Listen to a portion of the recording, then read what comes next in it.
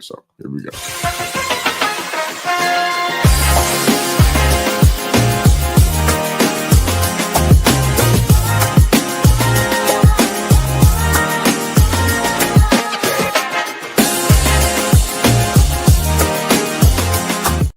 Welcome back to One on One with Mr. U. Of course, I'm your host, Mr. U. In studio with us, Nick Furloni, good friend of mine and the founder of Valor and Vision Coaching. My brother, how are you today, man? I am great, man. I'm extremely thankful to be on here, man. Same here, brother. Glad to have you on. We had an awesome pre-interview chat, and I want the whole world to hear about some of what we were talking about, man. But let's kind of start how we always do with all of our guests. Let's talk about your upbringing and your childhood. What was it like for young Nick? Young Nick, man, I always said, like, one of the hardest questions to ever ask me is where you're from, because I was a military kid. I moved around everywhere. I was actually born in Germany, so I can't even read my birth certificate except for my name and the date. So at least I know who I am and where I was when I was born.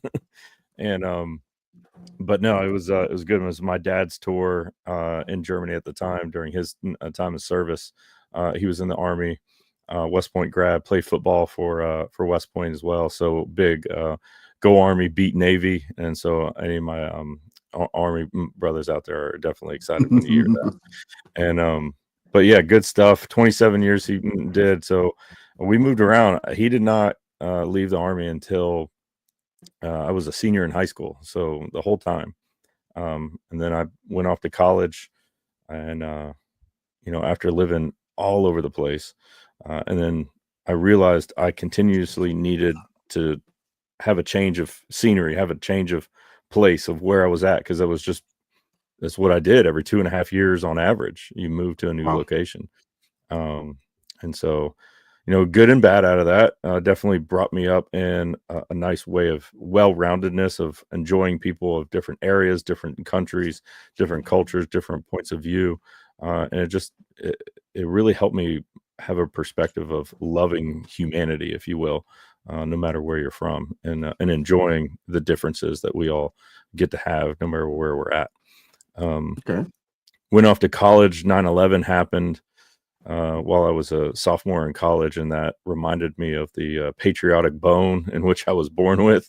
And so I joined the military myself and went off into that as I enlisted first, then finished college, then also became an officer myself, and then did 11 years active duty. Oh, wow. Thank you for your service, sir. Yeah. So that was young me getting into the old. I got some questions about that time. Because I moved around a good bit. It wasn't the same as far as the international part of it, but I got some questions for you. I want to hear some perspective about that. But you mentioned about having, kind of gaining appreciation for people. What were your thoughts and assumptions about people in general, or in specifics, before you moved around and met people from different cultures and lifestyles and such? What were your thoughts and assumptions before that? I don't know, because so when I was a young kid, I was around 3-4 years old. This is one of the few memories I have of when we were living in Peru. And we lived in a really nice house. American dollar went far back then. It was, mid 80s at that point. And we lived in this nice house. And my mom, I remember her coming in, and I was getting upset because she started picking up older toys that I had in my playroom.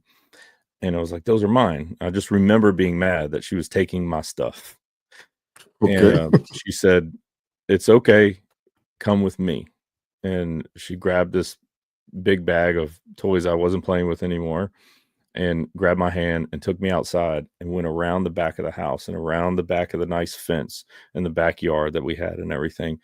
And right behind where our house was, and I did not ever notice this until then, were kids living in cardboard boxes and metal huts, and just, this third world image of this level of poverty, that these kids didn't have anything, but yet, even though they didn't have anything, they had a smile on their face. And I just remember being in shock as a 3 or 4-year-old, right? And just being in shock and knowing that, oh my gosh, not everybody has what I have. And I just shut my mouth and I started helping my mom hand the toys out to other kids. And Wow. remember that, just always just letting me know, count your blessings, appreciate what you have, and realize that others don't always have that. And we're also, if we're blessed to be a blessing to others. And That's awesome thought. that's just been, I think that's been a thought of mine all throughout. So I've never been one of those people that kind of really look down on somebody because you didn't have the stature of me or whatever. And I believe that you could be born in a lower area, but you can grow in that with hard work, perseverance, dedication, right mindset, like all those things that we can have that are free. It's free to have dedication. It's free to have motivation. It's free to do all those kinds of things and do all of that. And anybody can get better. Anybody can grow. Anybody can do whatever. It's not easy, but you can do it. And I think that's also what's propelled me into where I'm even at right now, and believing in people. And then even with my faith now, I say, I believe in you, and I don't even need to know you because I know who made you. Yeah, that's good, man. So that location you were talking about with the kids that were living like that, where was that at again? That was in Peru, right outside of Lima, Peru, the capital of Peru down there. Okay. I want to talk about a few things. Thanks for sharing that story. That's that's a showstopper right there. Wow. Okay. But when you hear the word patriotism these days, what's the first thing that comes to mind? Because a lot of times it's used in certain circles. It's almost used as a point of leverage or as a tool to achieve a certain end, as opposed to how I think you see it. I heard my dad talk about it when he was in the military. It had a different ring to it than what I hear right now. When you hear patriotism, what's that speak to you? What's the first thing that comes to mind? To me, it speaks to serving something greater than myself that at its core, I believe is good. Okay. At its core, I believe it's good. Am I saying that America has always done the right thing? Absolutely not. I mean, if you we can't say we can't say that, sir. No, we can't. We can't. No, we can't say that. No, we can't say that. But I believe at the core of what it was initially meant to be as a country, that it's a good thing, right? And so patriotism is believing in the core of what something is and wanting to promote it, help it, grow it, defend it, all of those things. I love that. I love that. Have people done bad things with good things? Absolutely. And that's unfortunate. And we need to call those things out, and we need to say against those things. But at the core, do you believe this is a good thing and here to help people, to grow people, to motivate people, to defend people? That's what I believe patriotism is. I love that. I love that. One thing I'm trying to get off topic here because I got some other stuff on my mind as well.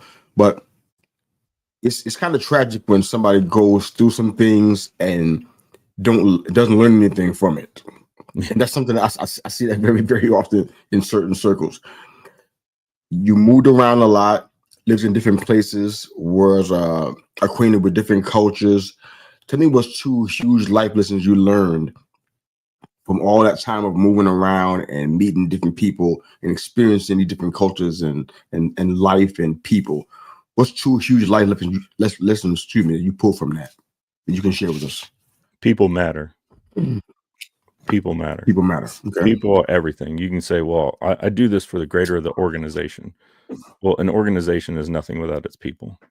That's the truth. That's good. You know what I mean? Like, on all our organization is the conglomerate of people going after a specific goal or task or vision.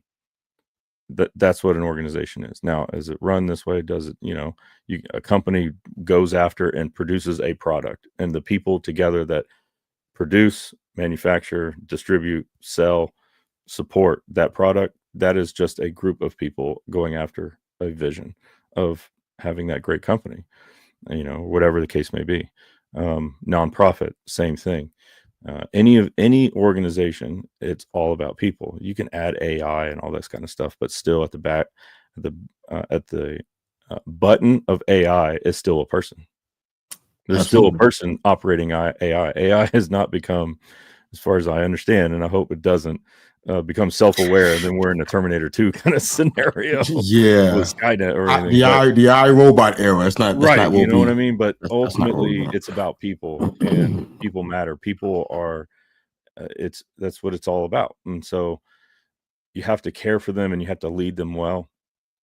If you're called to be a leader, if you're called to be a follower, follow well, and leaders follow the best, and things like that. And I think everybody, no matter where you're from, no matter what country you're in, no matter what culture you're brought up in, people still drive towards good leadership, people that care for them, and people that know that others have their best interest for them, no matter what. Like that's kind of universal, as some of the things that I've learned.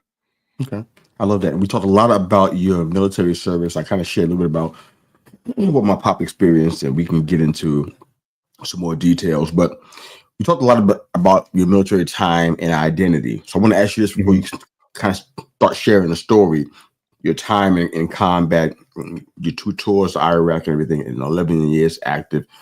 Do you believe it's possible to have long military service and come out with no impact on identity? Because there's obviously a stigma about the military itself that I hear coming out of people's mouths. They against it. My mother, she was not a fan, and the very idea of me going into the military was she fought that tooth and nail. I think I understand why more now in my latter years than I did at the time. But do you believe it's possible to have a long-term in military service and not have an impact on your identity? Because we talk about how they get built up to get broken down. I mean, speak to that. Help us out with that one. Speak to that for us. So, military, anything. I mean, we talked about is, if you're who you are and how you act and behave and all of those kinds of traits when you're 18 to when you're 40, whether you're military or not, you were changed. You're not, as a 40-year-old, I hope you're not the exact same person as you were as an 18-year-old, right? I hope not. Yeah, right. So I hope not. I don't think you or I or many people would be doing what they're doing if they were still acting as if they were 18. So life has a way of shaping us, molding us, and all of that through the experiences that we have.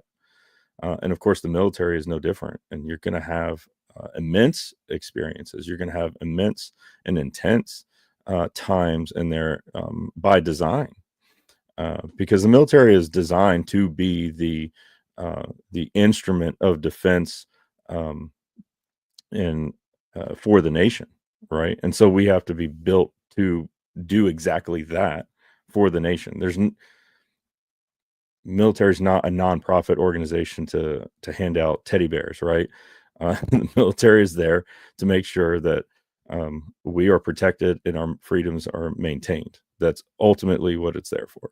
And so the job of doing that's why what happens at basic training and other military courses throughout your time, they operate in a certain way of tearing you down, making sure you get rid of almost all habits, good or bad, right? And building you back up with proper way of acting, motivating you to instill certain characteristics in you that make you function properly to do exactly the job that you signed up to do within the organization of the military, and every one of them different. If you went in as a mechanic, of course, you're going to get more detailed training on how to be a mechanic, how to take care of the trucks and the Humvees and all the other different equipment that we have. If you came in to be an infantry soldier, absolutely, you're going to be getting infantry soldier training and all of that. And that's going to have an impact on you. And then there's some basic stuff that military has, regardless of what you did. Be on time, be courteous, customs and courtesy, standing at attention, all of these different things, saluting, yes, sir, no, sir, proper etiquette and respect, rank structure, respecting authority, and also how to exude authority when you have it as well, leadership, all of those capabilities. And so, of course, it's going to change you. It's going to impact you. And the question is, how do you wield it? Do you wield it with respect towards others, or do you wield it for your own gain? That's the problem is, are you a veteran that takes those things for your own purposes and your own gain and your own notoriety, or are you doing it for the betterment of your soldiers around you and other people around you for a good reason and to help others?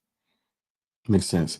One final question about your time in service, because I know that you've definitely tried to still maintain some of the disciplines of being a soldier, but you're kind of wielding in a different way these days. But one final question I want you to at least speak to our listeners and viewers who may perhaps be pondering the idea of going into the military. What would you say to somebody who's considering enlisting and serving in a combat unit? I know that I can trust you that you're not going to try to glamorize it and make it into something that is really not in reality. Speak to those people who may be considering that. Tell them what you experienced. Tell them what you saw, what you felt, what you even advise to somebody who's on the other side of it now, who's come out of it relatively good. My pops, he didn't come out of it relatively good, so he can't even speak to this now. But you can, and you're here. So kind of speak to those people who may be thinking about enlisting and serving in a combat unit. What would you say to them? What kind of advice would you give? It's both glamorized and it is also extremely difficult. Okay. It's both rewarding as it is traumatizing. It's all of it, right?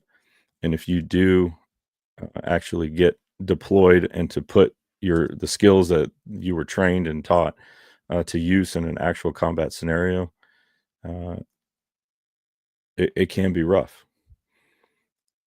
But on another end, is it rewarding? Absolutely. It's both. Is it difficult? And am I going to say that everyone comes out of it perfect, squeaky clean, and awesome, and just this walking Captain America hero? Absolutely not. You know, and even the guys that quote unquote look that way on their social medias and all that, some of the veterans that we've seen that are a little bit more well known as far as their name because they have podcasts and all these kinds of things, they openly talk about that they still deal with struggles of what they've went through and the experiences that they've had. And so, but it's the same kind of thing if you're a police officer, if you're a firefighter, Absolutely. if you're even an EMT or any of those that are doing domestic goodness and serving, and that's part of the whole idea of serving. It's not a waiter at Applebee's. You're serving in a capacity that is absolutely something that humanity needs when it's unfortunately needed, right? Paramedics come in and they go to an unfortunate scenario to hopefully make it better. Police officers show up on a scenario to hopefully make it better, right? Firefighters come to hopefully put out the problem and make it better, right? That's the overall core. Again, just like patriotism, we talk about what the core is. That's the core of what all of these jobs are meant to do. Will there be problems and potential things and impacts on us as people? Yes. And so we talk about PTSD. We do all of these things. But just as you came in and you didn't fight a combat scenario by yourself, you didn't go fight a fire by yourself. Police officers have backup and have their brothers in the blue that come and help each other out. Paramedics and EMTs and doctors and all of them, they don't work by themselves. Don't do life after those jobs by yourself. You know, in the military, when you exit, you get a DD-214. That's a common form that just says, hey, it's the completion and the record of your service. It is not a license for you to do life alone. The moment you leave, it doesn't mean now you're on your own. It just means you need to find a new group of guys, of ladies, of comrades to circle around yourself and continue to do life as a group. I want to come back to that too, but thank you for the transparency there and the perspective. Definitely appreciate that. Shaquille's in the house. Said good chat. Shaquille, thanks for watching and listening. Appreciate you so much. Thanks for supporting the channel too. Definitely appreciate that as well. If you have any questions or comments for Nick, please drop them in the drop them in the live chat. Definitely appreciate that. Now, Nick, you could have served in many different ways. We talked about that a lot during our pre-interview chat. What made you decide to start coaching, and what brought about Valor and Vision? So when I got out of the military, I myself struggled with who am I? Okay. I come with this idea that anybody that was in any kind of service, military, fire, police, EMT, doctors, right? We all put on some sort of uniform, a coat, a jacket, boots, hat, something that says I do this. And when others look at me, they know I'm in the military, or I'm a firefighter, I'm a police officer, I'm a whatever. In a subconscious way, you put your identity on. Yeah. You wore it. And then it's time to take that off.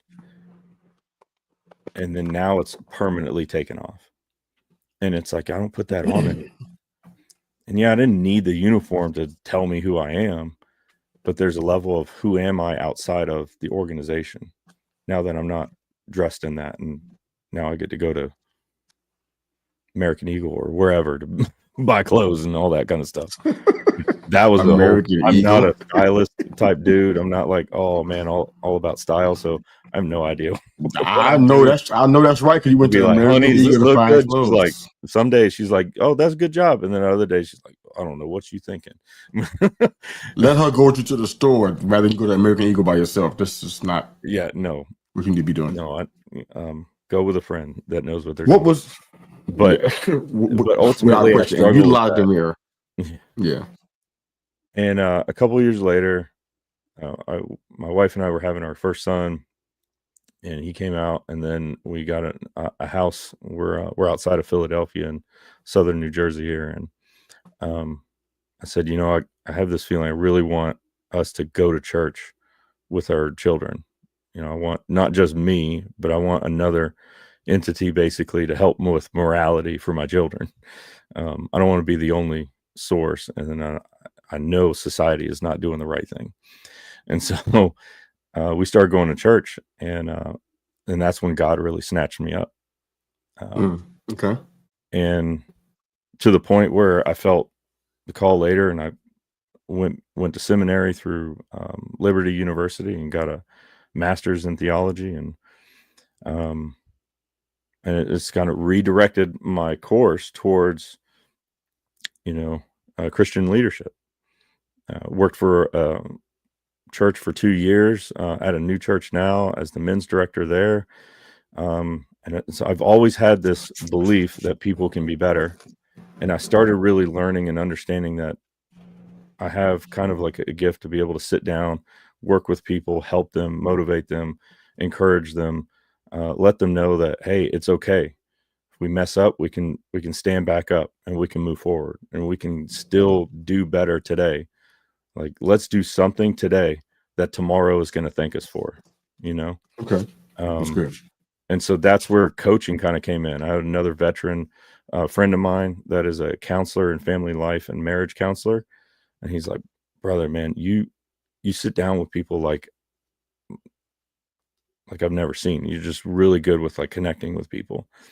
And I really attribute a lot of my upbringing and everything to having a lot of that. But God's just wired me that way, and He's just promoted me for a couple of years. Hey, man, I think coaching is a great direction for you, because you're great at helping people recognize where they're at and moving them forward. And that's the biggest difference between coaching and counseling and therapy and all of that. Oh, you betcha. Counseling, therapy, all of that is looking backwards at the issues and traumas and problems and maybe psychological issues or whatever that's holding you back from moving forward. And once we get to a healthy place to go forward, that's where coaching comes in. Is, hey, we're here. What are the goals? What are the action steps? Let's go forward. Let's accomplish things. Let's kick butt at life. I love it. There were a lot of things that we talked about, man, and I want to try to get as much as possible, but we are up against the clock. Mm-hmm. We're going to move a little bit more expeditiously. Kind of get. I think some of the stuff is really, really good. I don't want it to be left on the table. This is some really good stuff, especially for the brothers that are watching and listening today. I think they get a lot out of this. We talked about earlier about going through things and not learning anything. What would you say after returning from a long term of service? What would you say is the one thing that was the best for you to leave behind? Because sometimes we don't always have a good understanding of, we move on and we don't realize that we're dragging a whole bunch of baggage with us too. Mm-hmm. And we don't have to let it go, because it's like you said, it's a part of our identity. What was the one thing you could think of, if anything comes to mind, that was the best thing for you to leave behind you after you left service and moved into, I guess, the realm of the civilian? What was the best thing you left behind, or the one thing it was best for you to leave behind?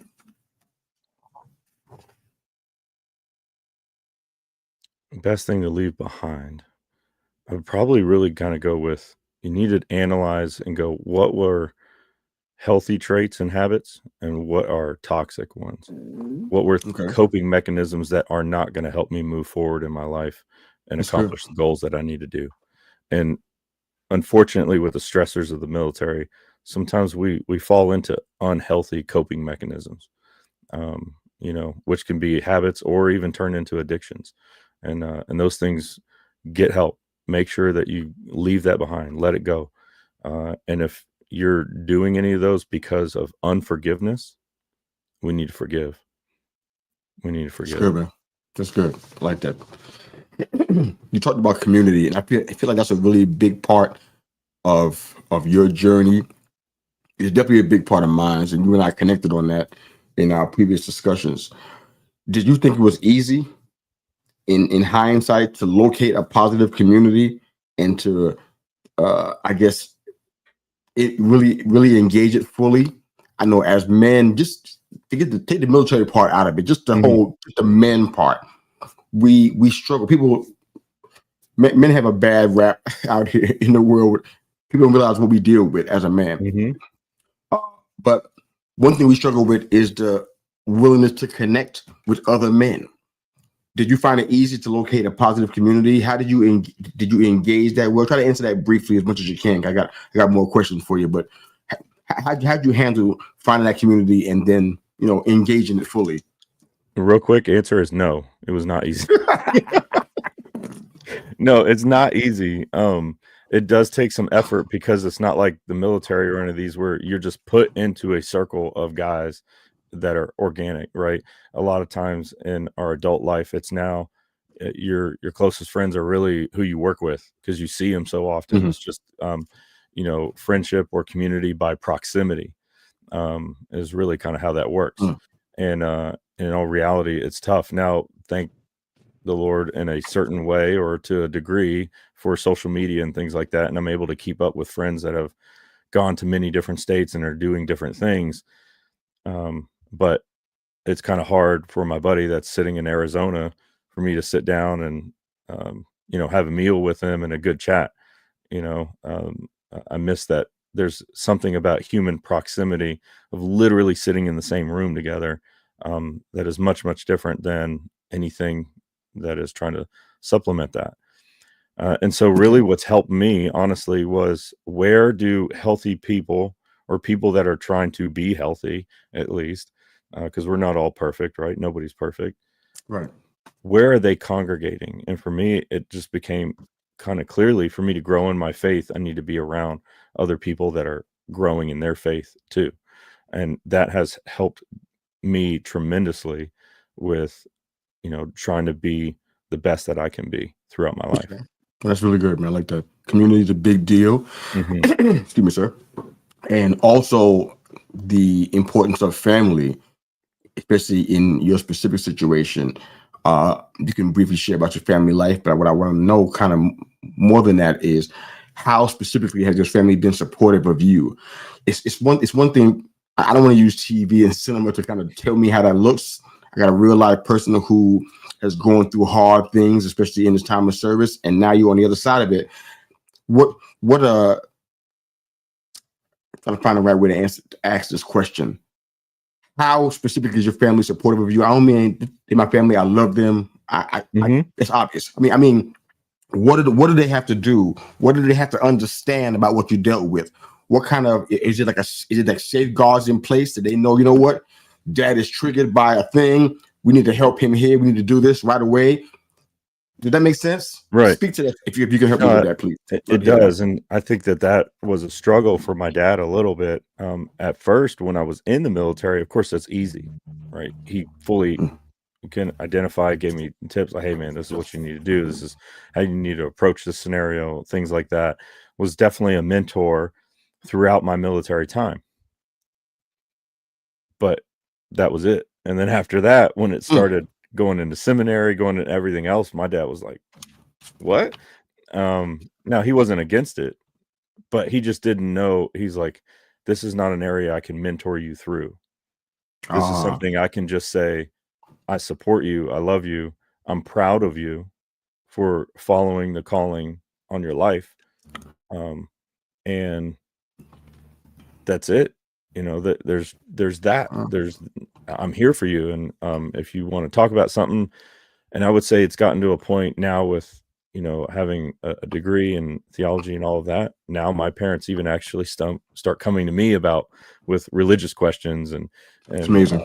growing in their relationship with God and all of that kind of Okay. stuff. And at a point, I got to baptize my own mom, and Oh, so that's amazing. it is really cool. Congrats, brother. It's That's awesome. really cool.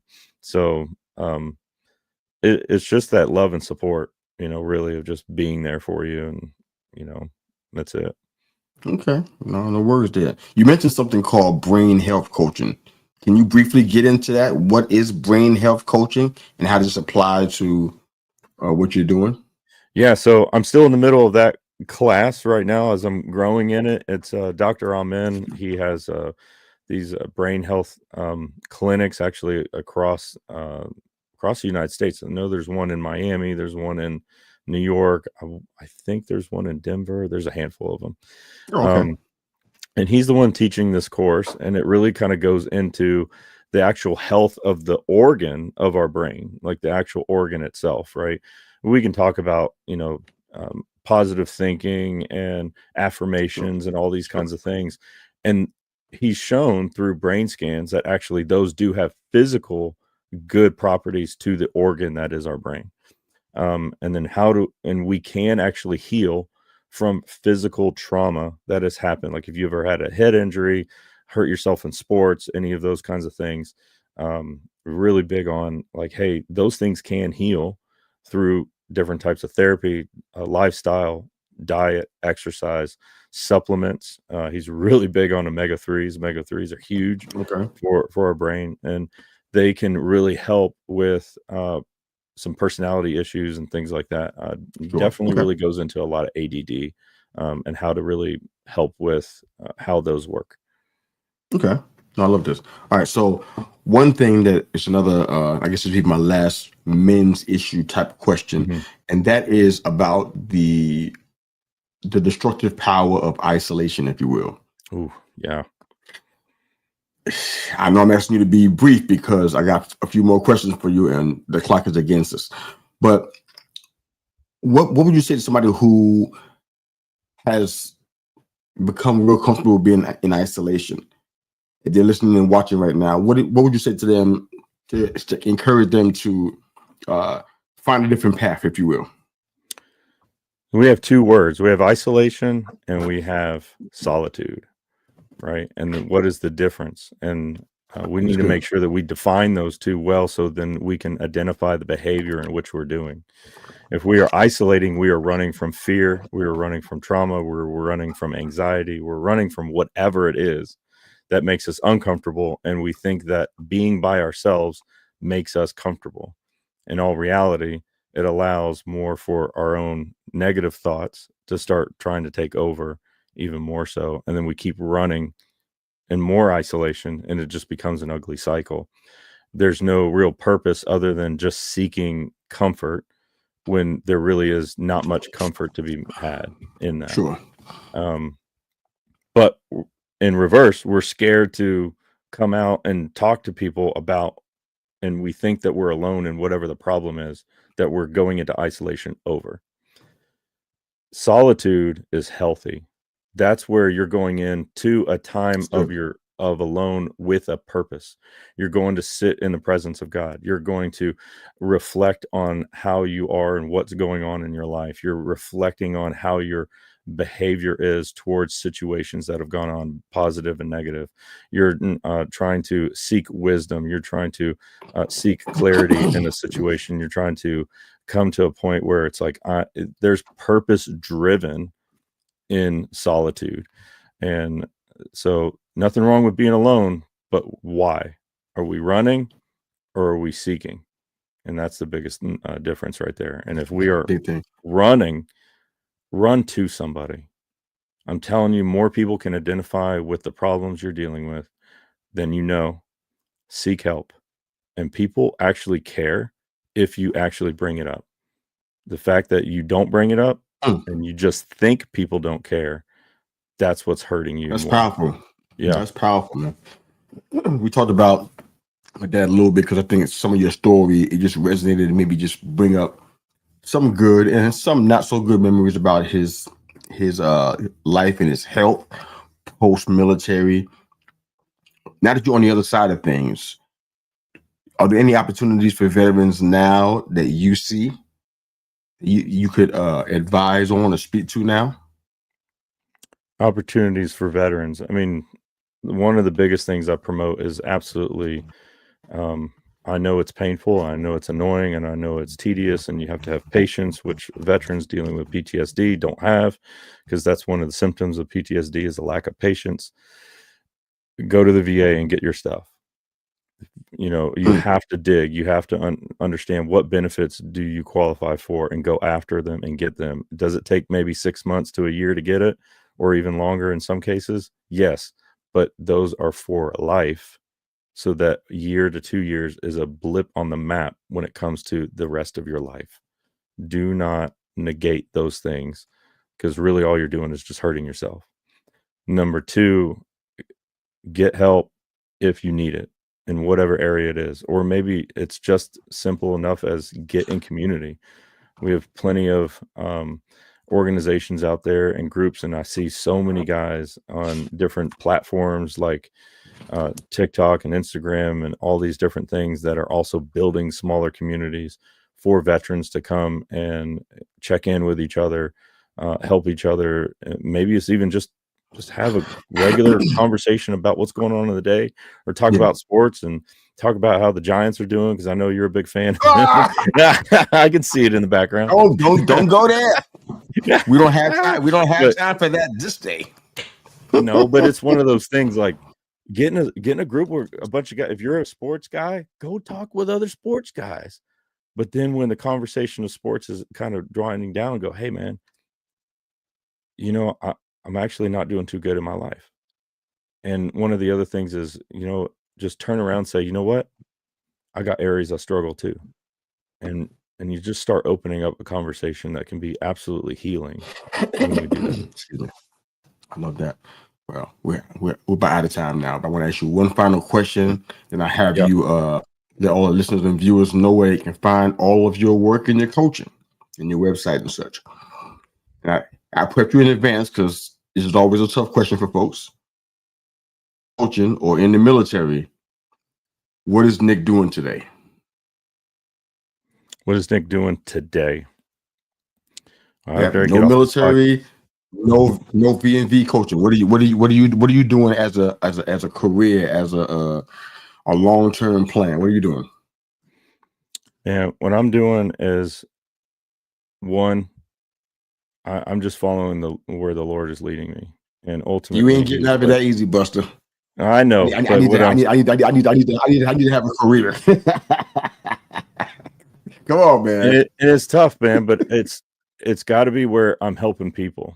You know, maybe it's where I would go into full-blown counseling, or I would, instead of being in the military, I would have been a police officer or a firefighter. But I want to help. Oh, wow. People. Okay. You know, I want to help people. I want to make sure that people are taken care of, and I want to infuse the belief into people that you can rise out of whatever terrible situation or funk that you think you're in. That's awesome, man. And I'll be honest, you know, I host a lot of people, but this was a pleasure to meet you, man, and get to know you. I know we're going to stay in touch for several reasons that we talked about offline, but yeah, I'm excited about people hear more of your story and engaging with Valor and Vision Coaching, man. Tell everybody where they can find your work at, man. And we'll go ahead and sign off then after that. Yeah. So valorvisioncoaching.com. Right there, I have the links for all my other stuff on TikTok, Instagram, and all of those socials as well. And we can do one-on-one coaching. I have a group of community of men called Men of Valor. You can be a part of there. It's we check in once a week. And on top of it, we start working on what are the goals that we need to go after and making steps to accomplish those and holding each other accountable and just and being positive and believing that we can win at life.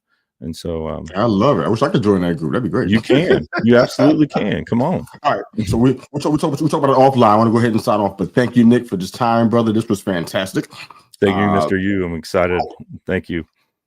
Hope everybody heard your story, and if not, engage you on offline and hear more of your story, because there's definitely more story to be told. But this was fantastic, man. But thanks to everybody listening and viewing today.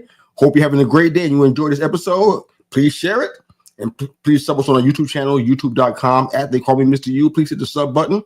It'll help us out a lot with putting out more quality content like this. So we thank you very much. Have a great day, guys. Nick and Mr. U are out.